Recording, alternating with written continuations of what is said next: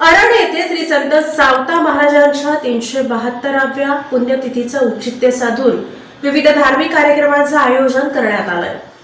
श्री संत सावतेबुवा महाराज देवस्थान ट्रस्ट अरण यांच्या वतीने श्री संत शिरोमणी सावता महाराजांच्या 372व्या पुण्यतिथीनिमित्त विविध धार्मिक व आध्यात्मिक कार्यक्रमांचे आयोजन करण्यात आले आहे.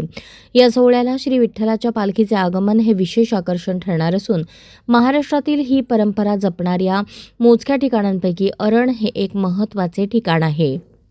कार्यक्रमाची सुरुवात 6 ऑगस्टपासून हरिनाम सप्ताहाने झाली आहे. 8 ऑगस्ट रोजी विठ्ठल पालखीचे पंढरपूरहून प्रस्थान होऊन रोपळे येथे मुक्काम असेल. 9 ऑगस्ट रोजी पालखी रोपळेहून औंधीकडे प्रस्थान करेल.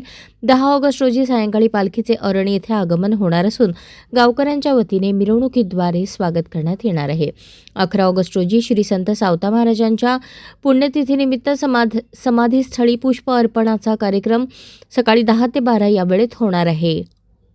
13 ऑगस्ट रोजी विठ्ठल पालखी आणि संत सावता महाराजांच्या पालखीची गावातून भव्य मिरवणूक, कीर्तन व भजनाचा कार्यक्रम होईल. 14 ऑगस्ट रोजी विठ्ठल पालखीचे पंढरपूरकडे प्रस्थान होऊन सोहळ्याची सांगता होईल. या धार्मिक सोहळ्यास राज्यभरातील भाविकांनी मोठ्या संख्येने उपस्थित राहून कार्यक्रमाची शोभा वाढवावी असे आवाहन श्री संत सावतेबुवा महाराज देवस्थान ट्रस्टच्या पदाधिकाऱ्यांनी केले आहे.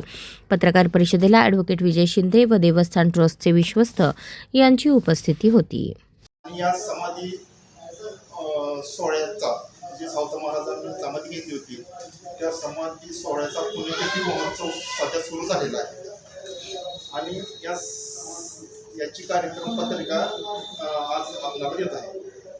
तर सावता महाराजांचा संजीवन समाधी सोहळा यावर्षी 731वा संजीवन समाधी सोहळा येतोय.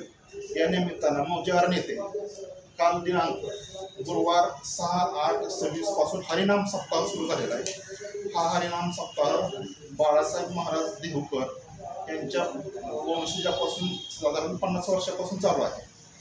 यामध्ये साधारण उद्या म्हणजे शनिवार दिनांक 8/7/26 रोजी श्री विठ्ठलाच्या पालखीचे पंढरपूर येथून अरणकडे प्रस्थान होते.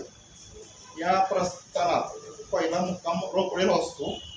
रोपड्यानंतर 9/8/26 रोजी पांडुरंगाच्या पालखीचा मुक्काम आष्टी येथे आणि 10/8/26 रोजी सोमवारी ही पालखी आष्टीहून आरणकडे निघते.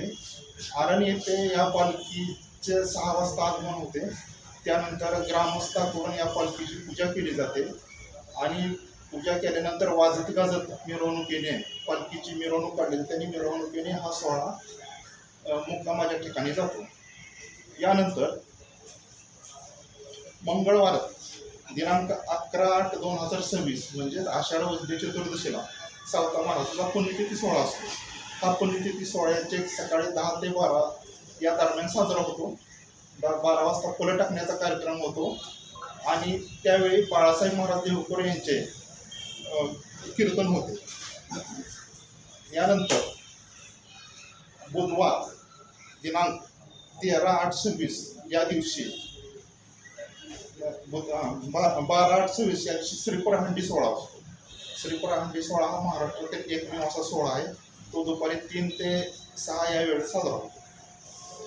यानंतर 13/8/26 रोजी श्री विठ्ठलाच्या पालखीचे आणि सावता महाराजांच्या पालखीचे गाव प्रदक्षिणा होते.